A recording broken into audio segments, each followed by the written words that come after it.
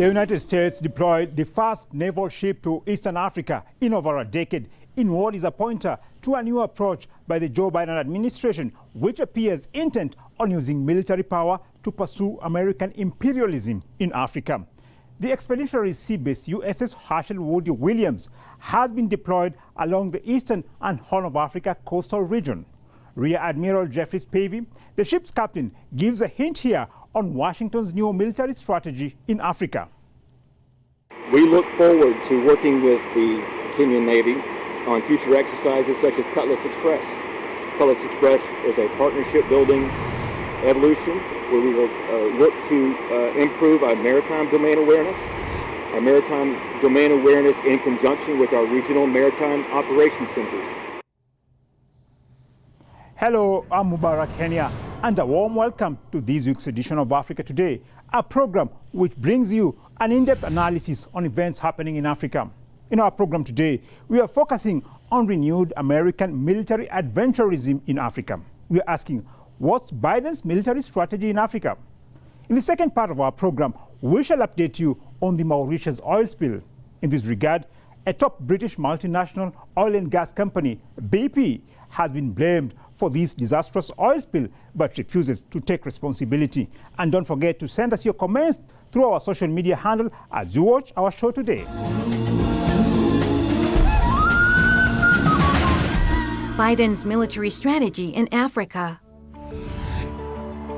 Immediately after the November presidential election in the United States, high-ranking military officials from the country visited several African countries. The visit by these top Pentagon officials points to a new aggressive U.S. military strategy in Africa. Early January, General Jeffrey Harigian, the commander of U.S. Air Forces in Europe and Africa, traveled to Camp Lemonnier in Djibouti. He later visited Tunisia and Algeria. During this tour, he met key defense leaders in the region. The visit was immediately followed by that of the head of the U.S. Africa Command, AFRICOM, to 5 East African nations. Now, according to some reports, currently the U.S. has 7,000 military personnel on rotational deployment across Africa. These troops are reportedly in the continent to carry out joint operations with African forces against terrorists. However, many Africans are opposed to the U.S. military presence in the continent, as this Ghanaian here speaks out during a protest against U.S. military presence in her country. I'm a mother, and we know what these Americans do. We know that these Americans has a lot of enemies, and by coming to settle their base here, we are not safe. That's the reason why I have to join this campaign, to create awareness. For more on the United States military strategy in Africa under a Joe Biden administration, we have contacted Nafta Freeman, a coordinating committee member of the Black Alliance for Peace. Thanks a lot for your time, Mr. Freeman. Now, we've seen that after Biden's victory, high-ranking U.S. military officials visited several African countries. Now, does this point to renewed militarization of U.S. foreign policy in Africa? Yes, I think we can expect to see renewed militarization. Some of the things that the Trump administration did were adverse to the ruling class interest in the United States, the ruling class imperialist interest. They felt, this establishment felt, that Trump was neglecting their imperialist interest in Africa, doing things, for example, like pulling out troops on the ground in Somalia, or the also the Trump move to relocate the headquarters of AFRICOM, which has been placed in Stockholm, Germany. They've actually put a halt on that and said that they're going to be revisiting this issue. They looked at, the Trump administration, Trump himself looked at things like looking at America first and not really so interested or understanding the integral relationship that an exploitation of Africa had to do with the system he's trying to uphold. But now, since he's out of office, they're going to try to shore up some of those things and see if they can intensify the exploitation of the African continent. Thanks for that, Nafta Freeman, an African-American peace activist. And stay tuned for more. Over 8 years of Obama presidency, Africa saw an escalation of U.S. aerial campaigns, proxy warfare, and imperial competition. Somalia has been the key target for U.S. drone strikes that intensified under Trump's administration. During both Obama and Trump administrations, civilians bore the brunt of the attacks carried out by the U.S. military. A Somali woman here explains on how she lost her son and other relatives during a U.S. drone strike on a civilian area. waxaan ka soo qaxay shabeellada hoose waxaana soo duqeeyay diyaarado daroonis ah waxaa iga dhintay aniga wiilkayga iyo gabadhayda wiilka qaba iyo walaalkay wiilkiisa saddexdaas wax alla wixii aan haysanay waa gubtay waa soo baxnay waxaan imaanay. What strategies will likely be pursued by the U.S. military under Biden in Africa? Can we expect to see similar policies pursued by Obama? Yes, under Obama, the policy was to expand AFRICOM. When AFRICOM, the militarization of the continent, which is really the recolonization of the continent, United States wasn't able to get on the formal colonization, as it will, of Africa. But even after the independence movements during the 50s, 60s, 70s, the United States shored up and became actually the leading power in terms of neocolonialism on the continent. And under President Barack Obama, U.S. President Barack Obama, they were able to actually realize for AFRICOM, the establishment of the U.S. Africa Command, what they couldn't do when it was established under Bush, which was the proliferation of African lily pad bases and military-to-military relationships on the continent. China is clearly the United States' main competitor in Africa. With the tensions between Washington and Beijing expected to rise during Biden's presidency, Africa could be a new battleground for these two world powers. Strategically located Djibouti is an example of the ongoing military contest between China and the U.S. and Africa. The Chinese government says its military base in Djibouti is meant to promote peace and stability in Africa. Setting up the support base in Djibouti was a joint decision of the two countries. It will better let China fulfill its responsibilities in the international community and promote peace and stability in Africa and in the world. The Senate confirmation hearing for Linda Thomas-Greenfield, Joe Biden's nominee to be U.S. ambassador to the United Nations, provided clues on Washington's aggressive policy to counter China in Africa. China is a strategic adversary, and their actions threaten our security, they threaten our values, and they threaten our way of life. And they are a threat to their neighbors, and they are a threat across the globe. So I have no doubts in my mind about that. As I talk about that in the speech and referring to the Cold War, again, I'm referring to Africa. Mr. Freeman, now do you think under Biden, Africa will turn into a theater for U.S.-China Cold War? Yes, I think we're already seeing some of that. We saw some of that going before, and we definitely will see more of that. The United States is unable to compete with China in terms of the economic strength and its economic ingenuity. And so the only thing that the United States, in its unsustainable system of neoliberal capitalism, the only thing it has to resort to is militarism and war. And so, and militarism itself has become, a business, an industry itself.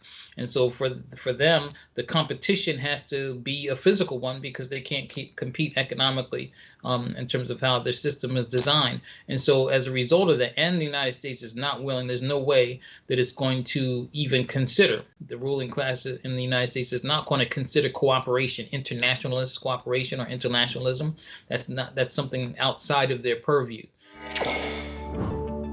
Most parts of Africa have seen an increase of terrorist attacks despite the presence of Western forces, especially U.S. troops in the region, which claim to combat terrorism. U.S. troops have been operating in Africa for many years on the pretext of combating terrorism, but terrorist attacks have continued unabated in several parts of the continent. Well, the studies have shown that not only have they've gone unabated, but they've actually increased. And anytime you have colonial forces operating in a country, making that country unable to meet the needs of its people in any kind of way, you're aggravating a situation.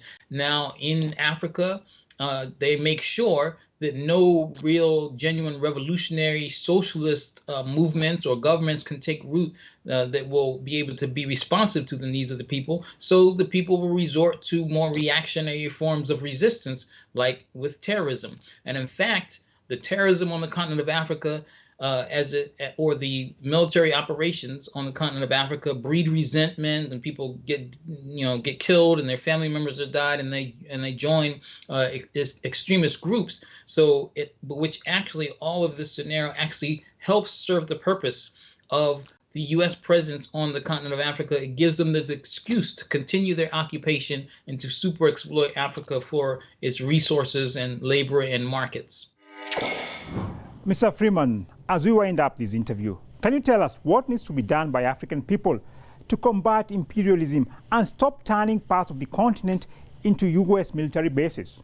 I think is largely, or in a lot of ways rather, in a lot of ways, not largely, the people on the ground have to organize. They have to realize the purpose of these forces in their countries. It's not for any kind of liberation. It's not to combat terrorism. They have to know that they're there for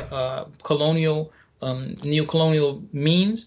And what also has to happen, though, is that it's largely incumbent on population in the United States, people in the U.S., particularly people of African descent, that need to make those connections to stand up and call for a complete, unequivocal, unconditional shutdown of AFRICOM, withdrawal of all U.S. military presence on the continent of Africa. And so that the call has to come and organize, and substantial call has to come from inside the United States. And those people calling for that in the United States and the people on the ground in Africa have to link up to make this cause, to strengthen it. Mr. Freeman there says that masses in Africa must organize and demand the withdrawal of U.S. troops in Africa.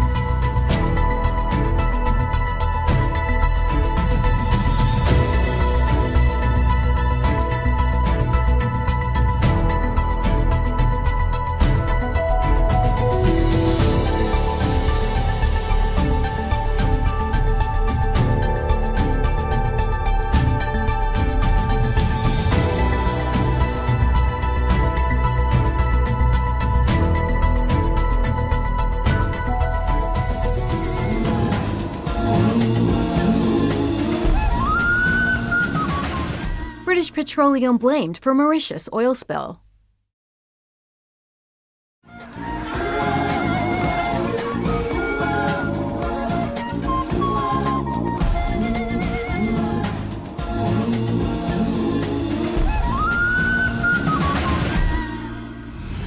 Last August, a Japanese cargo ship MV Wakashio ran aground on a coral reef off the coast of Mauritius, leaking up to 1,000 tons of heavy oil into a pristine lagoon. A top British multinational oil and gas company has been blamed for this devastating oil spill. Recently released documents show that BP was behind the very low sulfur fuel used by the tanker. BP has also formally blocked an investigation into the fuel, which was reportedly known to be faulty from the moment the Japanese bulk carrier set off from Singapore. As reported by Forbes, Japanese shipping giant Mitsui O.S.K. Lines had been aware that the very low sulfur fuel oil exceeded engine safety limits. BP issued a statement confirming that it supplied the oil used in the Wakashiu. However, BP denied that the fuel was faulty. The environmental crisis unfolding in Mauritius is a stark reminder of the fragility of terrestrial marine ecosystems. Let's have a glimpse of just how the concerned Mauritians volunteered to clean the area damaged by the oil spill, which is near a popular tourism site environmentally protected area. And that's what is nice with this part. It takes only oil, no water. The job is being done, and it will take time. The only thing that we need to just put in mind, it won't be done in a week. It's impossible.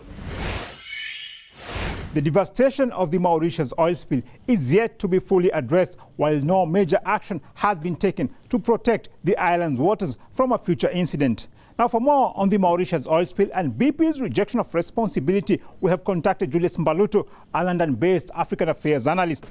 Thanks a lot for your time, Mr. Mbaluto. Now, British Petroleum BP has denied responsibility for the devastating oil spill in Mauritius, but the evidence appears incriminating. Where is the truth on this matter? The ship carrying that particular oil arrived in Mauritius, and also BP acknowledges having the fuel, selling it to that company, MOL, in Japan, that was to transport that oil. So the truth is a bit murky here because there are denials, them denying it, but also investigations have not been carried properly because also what it seems like, BP was trying to block the evidence. So there are things that are not really adding up. BP has denied. Legally, we can only say they've denied. We cannot say they did it because they are denying, and perhaps it's a matter that is subject to more investigation in the future. But where we are right now, it doesn't add up that they are saying they have not done it, yet the evidence show totally different story. Thanks for that, Mr. Julius Mbaluto, African affairs analyst in London. The Mauritius oil spill has been described as one of the worst ecological disasters ever to hit the Western Indian Ocean. Yet the Mauritian government, Japanese shipowner Nakashiki Shipping, and fuel supplier BP are withholding crucial information that could aid cleanup efforts and prevent future shipwrecks. Mr. Mbaluto, you talked there about investigations. Now, what is the state of investigations on these matters, and is BP cooperating with authorities? Where we are right now, BP has not allowed proper investigations to be conducted. There are allegations from document released through the Freedom of Information Act. These documents incriminate BP. They're saying BP seems to have colluded, or probably IMO, which is the United Nations arm of shipping, arm of handling matters on the seas, rather. They seem to have known, actually, according to this document, they seem to have known that BP had this oil. So all these revelations have come through investigations, but they are not investigations that BP is cooperating. Number one, they tried to hide the truth by saying not responsible, but I think it was in January this year when they came across and acknowledged having sold this particular oil to MOL. Now, Mr. Mbaluto, you said there that BP is stonewalling investigations into the disaster in Mauritius. Why will they do this if they are innocent and have nothing to hide? They will be quick, definitely, to deny responsibility. Why? Because the consequences are very stern. When you look into the things that go wrong because of disaster like this, effects are so much. And if Mauritius was to claim for compensation, and also when BP took responsibility, you'll be talking about health issues, effects touching on health of the people, the communities, because these are chemicals landed on the ground. They're gonna definitely affect people on the ground. We are talking about economic impact to their environment. We're talking about the well-being of the people. So basically, what is clear is that BP is refusing to accept responsibility of the oil spill it caused in Mauritius to avoid paying compensation, which will probably run into billions of dollars. Campaigners are critical of the very little compensation offered to affected communities. The government set up a Wakashiu Solidarity Grant for around 3,000 people, offering them a one-time pay out of 500. According to maritime law, the ship owner is responsible for damage caused by an oil spill. The Japanese government expressed commitment to mitigation efforts. As head of the Ministry of the Environment of Japan, committed to the mission of conserving biodiversity, I would like to do my best to help contribute toward any mitigation efforts. How has the spill impacted on the fragile ecosystem of the affected area? We're talking about economic impact to their environment. We're talking about the well-being of the people. We are talking about the biodiversity hotspots in Indian Ocean. When you look into this biodiversity, you are talking about the life in the sea itself, which is so critical. The oil spill in Mauritius was also disastrous for local communities. These marginalized communities are expected to endure economic hardships and long-term health implications, which are already visible. And that's like 2 weeks, my head, when I go to sleep, is like big head dash, you know? It's not only me, it's everywhere in the local people near coastal here. And the eyes was burning also. I go see doctor for that. Now, Mr. Mbaluto, this pattern of Western oil multinationals shirking responsibilities, especially after destroying the environment, is repeated across Africa and beyond. Now, what needs to be done to hold to account these multinationals, which appear to be acting with impunity? I think the first thing to do is to recognize the only body responsible to regulate maritime issues is IMO, and IMO, of course, is part of United Nations.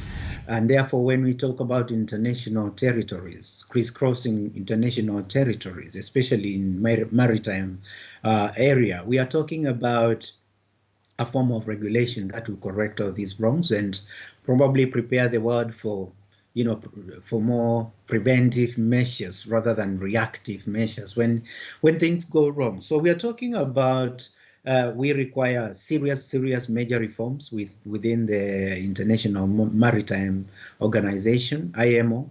We require serious, kind of reinforcement of the legislation that's already there.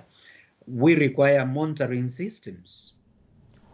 Well, thanks for your insight, Mr. Mbaluto. It's quite clear that international oil multinationals need to take responsibility by compensating communities affected by their recklessness and disregard for the environment.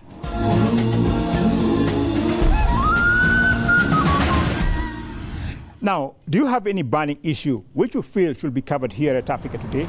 Do let us know, and we shall give it consideration. Thanks a lot for watching, and on behalf of the entire Africa Today team, take care and goodbye.